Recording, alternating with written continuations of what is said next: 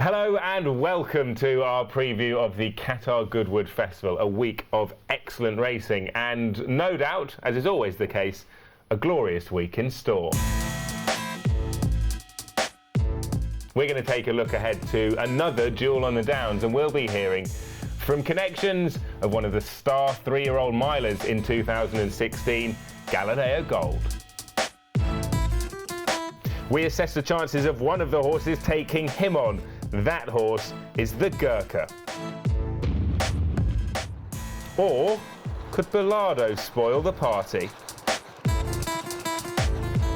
Big Orange is the returning hero in the Goodwood Cup. And in the Nassau, we welcome the hugely impressive Minding. I'll be heading down to Goodwood. I hope you will be as well. And this man will be Chris Dixon, who's my guest for this Qatar Goodwood Festival preview. Chris, great to see you. Goodwood, in terms of a racecourse, for me, is one of, if not the most picturesque in the country. It's a beautiful setting for what is a wonderful week's racing. Yeah, it is. It's a beautiful racecourse. Really fantastic setting to watch the racing, particularly if the weather's good. And I think it brings together a lot of what is good about British racing, really, in that fantastic setting. It's a unique track for a start, which is something that in Britain you get more so than anywhere else in the world, really, that different type of tracks. And it is quite idiosyncratic, is Goodwood, and an ability to handle that track can often be key.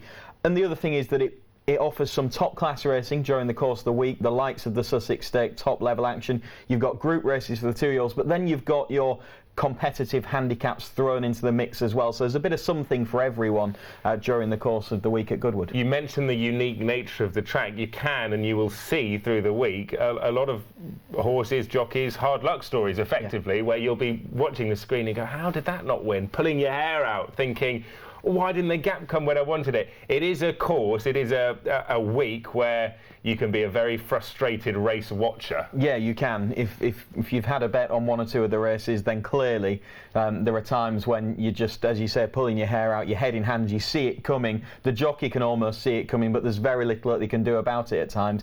You do need plenty of luck at Goodwood. You're always going to need some luck in this game, but Goodwood is one of those tracks where you do get hard luck stories, you get the odd fortunate winner, the ones that shouldn't win but do, and the ones that should but don't. So that's just part of glorious Goodwood week, really, and not normally too long before that klaxon sounds for steward's inquiry.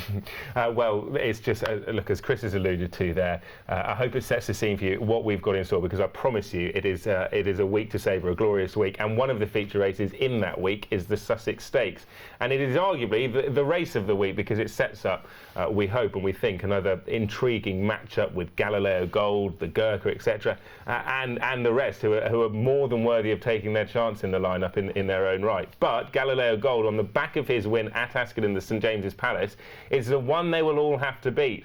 And we hear from his connections now, Hugo Palmer, but first let's hear from his jockey, of course, the one, the only, Frankie Dettori. It's got a very good cruising speed, it's got acceleration, and he stays the mile really well. I've always believed the horse to be better than everyone else has thought he is. And I think that was borne out by the fact that he started at 7-1 for the St James's Palace. If I was a betting man, I would have had a really big bet on him. You know, we had the plan, me and Hugo, and we just execute the plan. And you know, you need to be at the right place at the right time. You need a bit of luck, but you also need a good horse. And a lot of emphasis was on my rider, Ascot, but you know, it's the horse who did the running, and if it wasn't for him, then I wouldn't be able to do it. You know, we had the worst of the draw, or conventionally speaking, we had the worst of the draw. We were drawn widest of all on a round track, which conventionally is not where you want to be. And Galileo Gold's gate speed and tactical early speed, which we see so many races won that way, particularly, you know, you think of a Wesley Ward 2-year-old, those early 10 strides, how they put the race to bed almost then. And I think in many ways that's what Galileo Gold allowed Frankie to do. He got him to take that position, and the Gurkha didn't have that speed. I'm sure that there will be pacemakers from either team, us, Sheikh Andam and Coolmore, bit of strong, really run race, what that will suit everyone. you know, the plus side that we know, he's raced on the track last year and won, so we know the track is not going to be an issue. And you know, I'm taking nothing for granted. It's going to be a tough race, and he's going to reproduce his best form to win it. And but you know, it's a challenge that I'm looking forward to. Oh, look, there'll be a lot of pressure. It's a £1 million Group 1, but we're going there as a dual Group 1 and winning a dual Group 1 winner and a classic winner to boot. So I suppose that there's less pressure in some respects because of what he's already achieved. So best of luck to Hugo and Frankie with Galileo Gold in the Sussex Stakes, the first of the races we're going to preview now. And what a race this promises to be, Chris. Yeah, it should be a cracking race. I think going into Royal Ascot and the St James's Palace, it was billed as the clash of the Guineas winners, wasn't it? And to many, there were still plenty of questions left unanswered afterwards, weren't there? Let me just highlight them. This is Galileo Gold, who finishes first. This is the Gurkha, who finishes second. I just want to highlight that for those that need it explained, because this is important. And I just want to highlight this. So the winners come from here, the Gurkhas come from there, first and second. A lot was made about this after Royal Ascot. It was one of, if not the biggest talking point. Was the Gurkha unfortunate given where he was placed in the race, and therefore, conversely, was Galileo Gold favoured by where Frankie had him? Well, let's see how it pans out. They've got the Irish Guineas winner in the mix as well, so stacks up as a solid enough piece of form. The time wasn't bad, but you just sense that Frankie Dettori got it absolutely bang on. He had Galileo Gold in the perfect spot, and the Gurkha wasn't quite so well positioned. I think that he emerges with... And he's just about to get sort of squeezed in a little pocket of room, and Ryan's going to have to switch him off Ortad's heels. But was that because he didn't have the speed to take advantage of that gap, do you think? I'm not really sure. I think he does have plenty of pace and plenty of speed. I just think he wasn't quite that well positioned. In a lot of circumstances, it wasn't so disadvantageous that it was impossible to overcome, but you've got to remember he was trying to overcome a very good horse who had just enjoyed a bit of a tactical advantage, and I think on the day that proved key. Whether it was enough to completely swing it, that is debatable. My hunch on the day and after the meeting was really that the Gurkha might still be the best of them. Right, okay. And is that still your view after what you saw in the Eclipse? Because the Gurkha since Ascot has run in the Eclipse. This is over a couple of furlongs further, so 400 metres further than what we saw at Ascot and then what they will face at Goodwood. This is in defeat behind Hawk Bill. Now, I will highlight the Gurkha for you there. The winner is the horse in the Godolphin Blue, Hawk Bill. There's not much between them, but Aidan O'Brien was quick to say afterwards, I actually interviewed him at the races that day, and he said, I'm not quite convinced he saw out the extra distance. Yeah, and I would sort of agree with that. He travelled well. He did travel well. He travels better. Look at how he comes into the race, how he moves into it. And at this point, you're sort of thinking he's just going to quicken on. He was a short price favourite. He's going to get the better of Hawk Bill and comfortably see the better of him. But Hawk Bill does seem to see it out that much better. I think to an extent he has stayed, but you've got to remember that this is testing ground, stiff track, and I think he's beaten by a stronger stayer on the day, and a horse who has been really progressing, so hard to know really.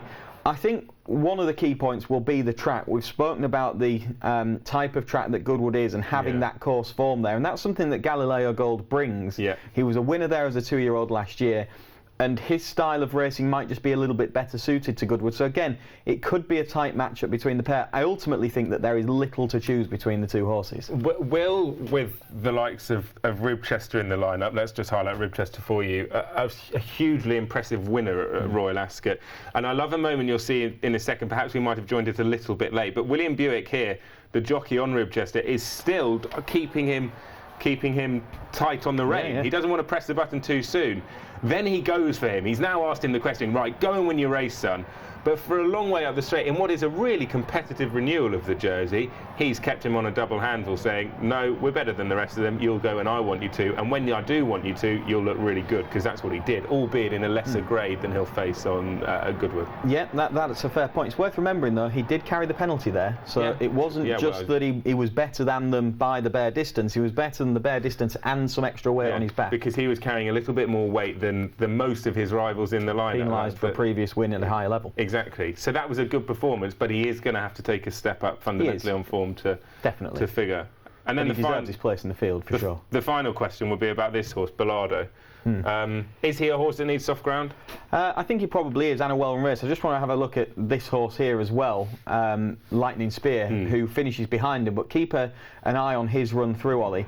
Bilardo has got some really solid form in the book. He's a proven Group 1 performer, but really on a straight track, on easyish ground in a really well-run race, and he might not get that, and he was disappointing in this race last year. This horse definitely caught the eye, because I don't think Lightning Spear is a horse that likes cut underfoot, and it was soft ground at Ascot, so quicker ground we anticipate at Goodwood will suit this horse, and I think we haven't seen the best of him quite yet. I think there's a few reasons to think that. I think that he's a little bit better than the bare result here. The race possibly didn't see him to best effect, but he hits the line strongly.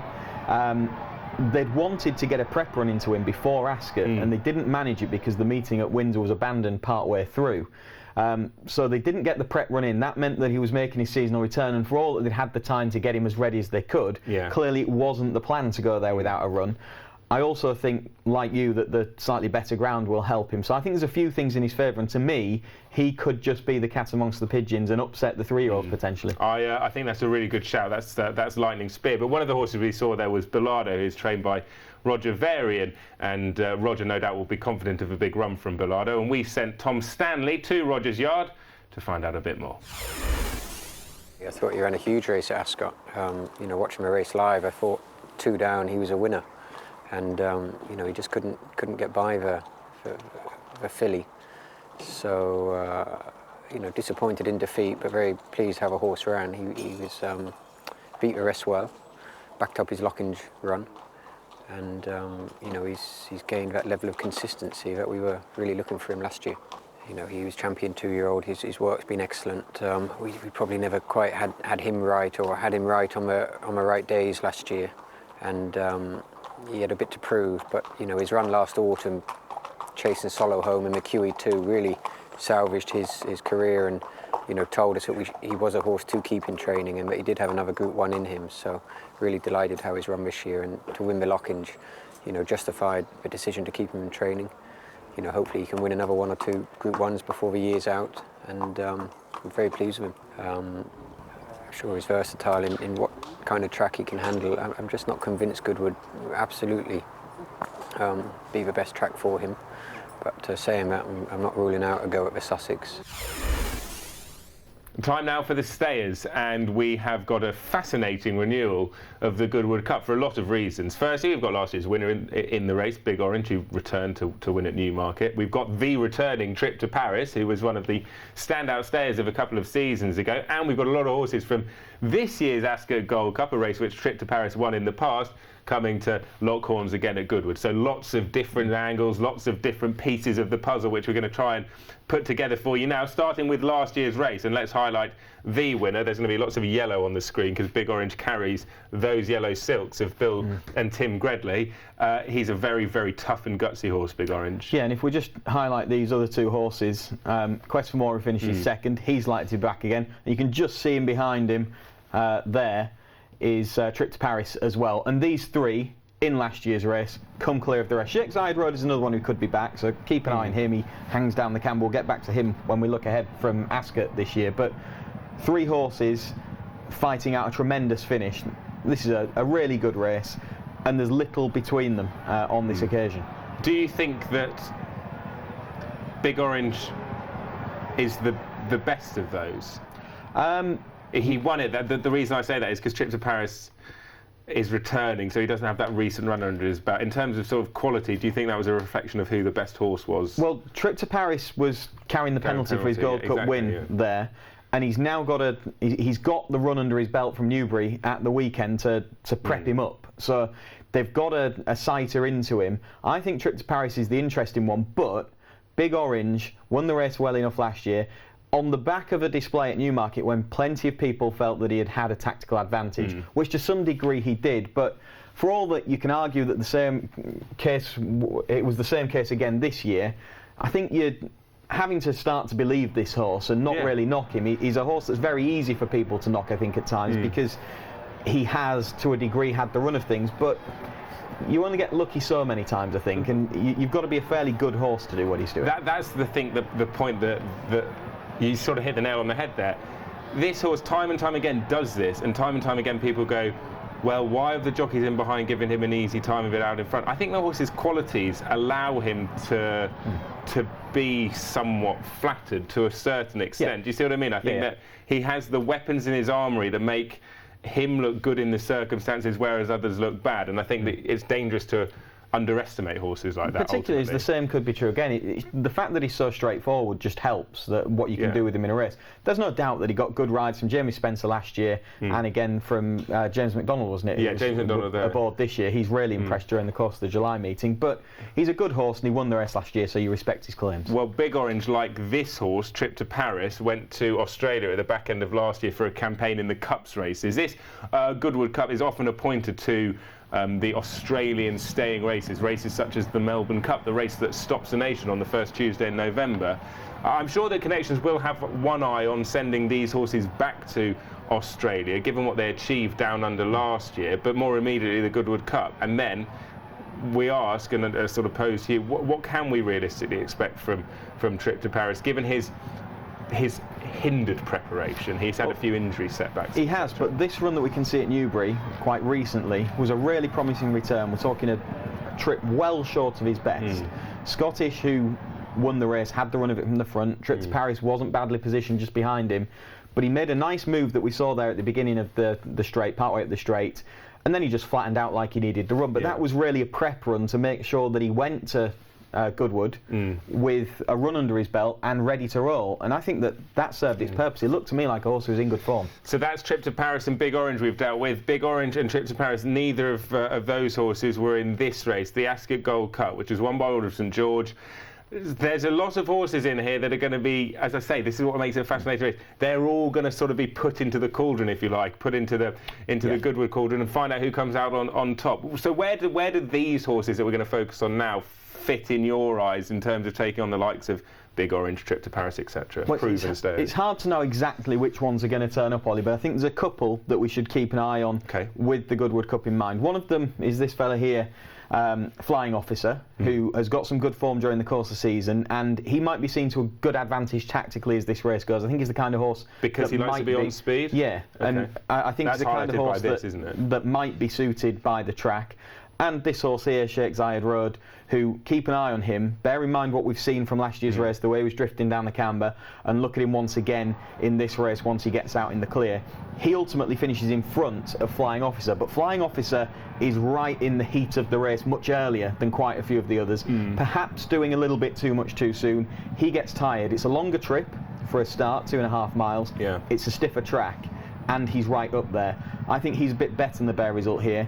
As for Sheikh Zayed Road, well, look at the way that he carries himself. He's making maybe slightly cheaper late gains. I don't actually think that, look at Sheikh Zayed Road's head carriage. I know that it sometimes can be a bit sort of unappealing when you see horses like that.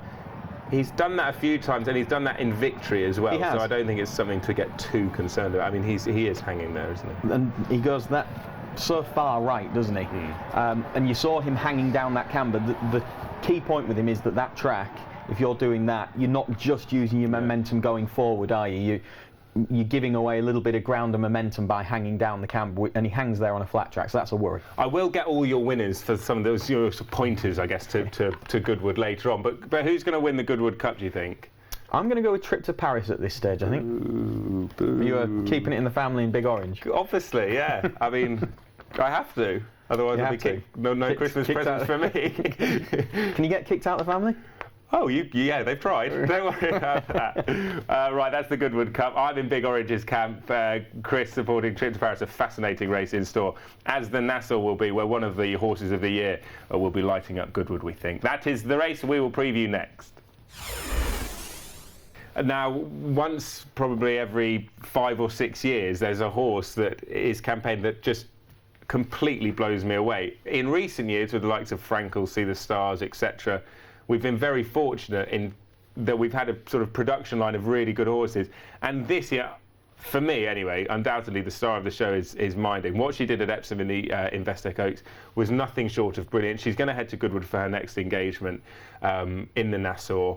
Just sum up how good you think this horse is in context of recent sort of fillies, if you like, recent good horses. Well, the thing is, she's still seemingly got more to come, so it's hard to say, but she is already outstanding and potentially getting better. So the sky's the limit, really, so far as Minding is concerned. But she has been exceptional this season, and it's highlighted by the run that we're going to have a look at from Epsom. Don't get me wrong, I'm not comparing her in terms of her.